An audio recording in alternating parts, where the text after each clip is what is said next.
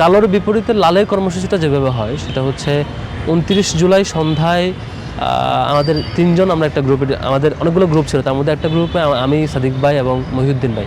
সাদিক ভাই তখন সভাপতি, আমি সেক্রেটারি, মহিউদ্দিন ভাই সাংগঠনিক সম্পাদক।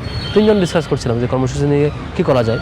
তখন সাদিক ভাইয়ের কাছে একটা ফোন আসে যে ছাত্র দলের পক্ষ থেকে একটা প্রস্তাবনা আসছে যে হচ্ছে শোক মিছিল করার জন্য, যে এরশাদের আমলে রাষ্ট্রীয় শোকের বিপরীতে পাল্টা শোক মিছিল করে নাকি এরশাদের বিপরীতে আন্দোলন, মানে এরশাদ বিরোধী আন্দোলনের একটা এক্সাম্পল ওনারা নিয়ে আসছেন এবং বেশ কয়েকজনের মাধ্যমে সাদিক ভাইয়ের কাছে ছাত্রদলের পক্ষ থেকে এই বার্তা পৌঁছায়। সাদিক ভাইটা বলেন যে অনেকে তো এরকম প্রস্তাব দিচ্ছেন, কী করা যায়। তো আমরা নানান মধ্যেই গ্রুপে ডিসকাস করি। তো এক পর্যায়ে সাদিক ভাইকে আমি বলি যে ভাই আমরা তাহলে বিপরীত দিই, লালটা দিই, আমরা রক্তের কালারকে মিন করে লাল দিই এবং মুখে এবং চোখে বাঁধার উদ্দেশ্য হচ্ছে চোখে বাঁধা মানে তিনি গভর্নমেন্ট ছাত্রদেরকে হত্যা করে সেটা দেখছেন, আবার মেট্রোরেল বা অন্যান্য সিম্বল দেখে সে কান্না করে, আফসোস করে, মুখে মিথ্যা বলে, সেটার প্রতিবাদে আমরা এই সিম্বলটা ইউজ করতে পারি। তারপর উনি একটা প্রেস রিলিজ রেডি করলেন, সেখানে এই ঘোষণাটা অ্যাড করলেন। এটা 8টা সাড়ে 8টার দিকে রাত। তারপরে রেডি করার পরে মহিউদ্দিন ভাইকে বললেন যে কিছু স্মারকলিপি, কিছু হ্যাশট্যাগ অ্যাড করার জন্য। মহিউদ্দিন ভাই কিছু হ্যাশট্যাগ অ্যাড করলেন। হ্যাশট্যাগ অ্যাড করার পরে সাদিক ভাই পূর্ণাঙ্গ প্রেস রিলিজ করে আমাদের আরেক টিম মেম্বার যে হচ্ছে যার ডিভাইসে সবগুলো প্যাডে বৈষম্যবিরোধী ছাত্র আন্দোলনের প্যাডে কর্মসূচি ঘোষণা হয়, তাকে দেওয়া হয়, সে তার ডিভাইসে প্যাডে বসায়, রেডি করে আবার সাদিক ভাইকে পাঠায়। ভাই আবার 9টার দিকে, 9টার পরপর ইমিডিয়েট পরপর ট্যাক্স এবং প্যাড হচ্ছে সমন্বয়কদেরকে পাঠায় রেডি করে। তারপরে সমন্বয়করা জার্নালিস্টদের গ্রুপে দেয়, জার্নালিস্টদের গ্রুপে ঘোষণা দেয় 9টা 30-এর দিকে তাদের গ্রুপে। তো আপনি যদি এখনও চেক করেন সেই চ্যাটিংগুলোর একদম কনসিকুয়েন্স, কখন ডিসকাস হয়েছে, কখন আলোচনা হয়েছে, কখন আলাপ হয়েছে, পুরোটাই এভাবেই হয়েছে আর কি। আর দ্বিতীয় আরেকটা কনসার্ন হচ্ছে, মানে আসলে এগুলো তো ক্রেডিটের ব্যাপার না, এগুলো হচ্ছে আন্দোলন হয়েছে, সবাই যার যার যেখানে সুযোগ ছিল অংশগ্রহণ করেছে, কন্ট্রিবিউট করেছে। এটা খুবই ছোট্ট একটা ব্যাপার, সিম্বলিক প্রতিবাদটা, এটা অনেক বড় কর্মসূচি এমন না, খুবই ছোট্ট একটা সিম্বলিক প্রতিবাদ। সেখানে আমাদের যেহেতু আগে সবগুলো পলিসিতে এরকম আমাদের এঙ্গেজমেন্টের সুযোগ ছিল, আমরা এঙ্গেজ হয়েছি, আরিয়া দিয়ে সহযোগিতা করেছি।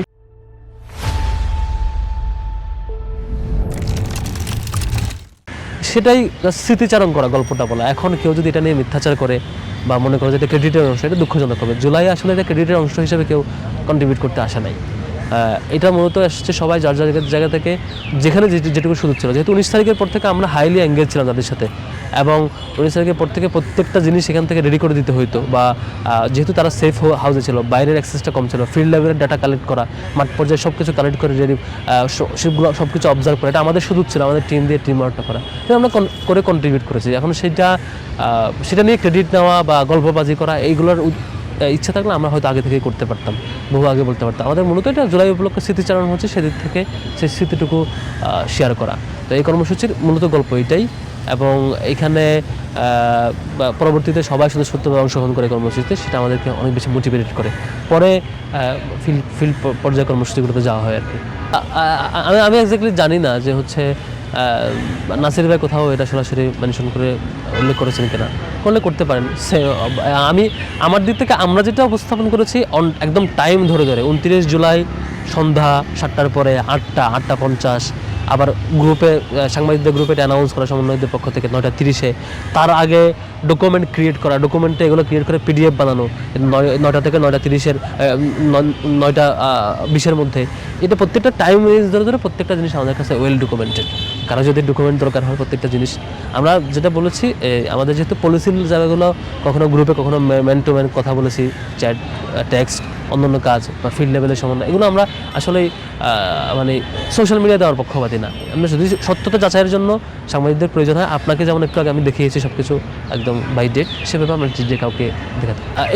এই কর্মসূচিতে এই জুলাইয়ের প্রোফাইল লাল করা বা লাল সিম্বলিক প্রতিবাদ জানানো, এই কর্মসূচিতে আমাদের তখন ছাত্র শিবিরের কেন্দ্রীয় পেজ বা আমাদের সাদিক ভাই তো সবার আগে তখন ইমিডিয়েট দেয় কর্মসূচি ঘোষণার সাথে সাথে, তারপর সিবগাতুল্লাহ ভাই, আমাদের সেক্রেটারি মেম্বার নূর, মারুফ, আরও যারা ছিল, পুরো টিমটা দেয়, আমাদের দেয় নাই বা এরকম এটা একটা মিথ্যাচার, আমাদের পুরো টিমটাই দেয়। আর আমার ক্ষেত্রে যেটা, সেটা হচ্ছে আমি যখন বিশ্ববিদ্যালয়ের সেক্রেটারি হই, তারপর থেকে একটা অলমোস্ট পুরো বছর জুড়ে আমার আইডি ডিএক্টিভ করা ছিল। আমার অ্যাক্টিভিটি লগ যদি কাউকে কেউ দেখতে চায়, কাউকে মানে এটাই মানে ইজিলি দেখানো যাবে আর কি। আমার আইডি ডিএক্টিভ ছিল যে কারণে আমার ফেসবুকে অ্যাক্টিভ ছিল না। আমার মানে তখন আসলে ওই সময়টাতে পুরো বছরটাই, এর আগেও আমি ফেসবুকে কম অভ্যস্ত ছিলাম। ফেসবুকটাতে সময় নষ্ট হওয়া বা দীর্ঘ সময় চলে যায়, এই জন্য ফেসবুক চাইতে তখন আমাদের কমিউনিকেশনটা যেহেতু টেলিগ্রাম, সিগন্যাল অ্যান্ড হোয়াটসঅ্যাপ কেন্দ্রিক ছিল, ওই কেন্দ্রিকে বেশি যোগাযোগ সব কিছু হইতো এবং সোশ্যাল মিডিয়ায় একটু অভ্যস্ত না থাকাতে, আইডি ডিএক্টিভ থাকাতে তখন মূলত কোনো ধরনের পোস্ট বা এগুলো পাওয়া যায় নাই। ইভেন দেখবেন আমি সেদিন আমার একদম স্পষ্ট মনে পড়ে, আইডি মনে হয় আমি অ্যাক্টিভ করেছি আমি গণভবন থেকে ব্যাক করার পরে। গণভবন মিছিল শেষে গণভবন যায়, গণভবন শেষে গণভবন থেকে ব্যাক করে বাসায় ফিরে বিকেলে বা সন্ধ্যায় তখন হচ্ছে মোবাইল হাতে নিয়ে আবার নতুন করে আইডি ডিএক্টিভ করি। তার আগে পুরো সময় জুড়ে আইডি ডিএক্টিভ ছিল। তো মূলত আমাদের তো সারা দেশের প্রত্যেকটা টিমের সমন্বয় কার্যক্রম, আমাদের ফিল্ড লেভেলে এগুলো তো আপনি একদম স্পষ্ট প্রমাণ। আমাদের ছাত্র শিবিরের সর্বোচ্চ পর্যায়ে দায়িত্ব ছিল শহীদ হয়েছে রাজশাহী মহানগরের সাংগঠনিক সম্পাদক, একটা শাখার একদম থার্ড ইন কমান্ড, তিনি পর্যন্ত আন্দোলনে শহীদ হয়েছেন। আমাদের এত বড় বড় ঘটনা, এত শহীদ, এত আহত, এত কন্ট্রিবিউশনের পরে যদি সিনেমাটা নিয়ে কোয়েশ্চেন করে, এগুলো খুবই উদ্দেশ্যপ্রণোদিত এবং মানে অবান্তর কোয়েশ্চেন।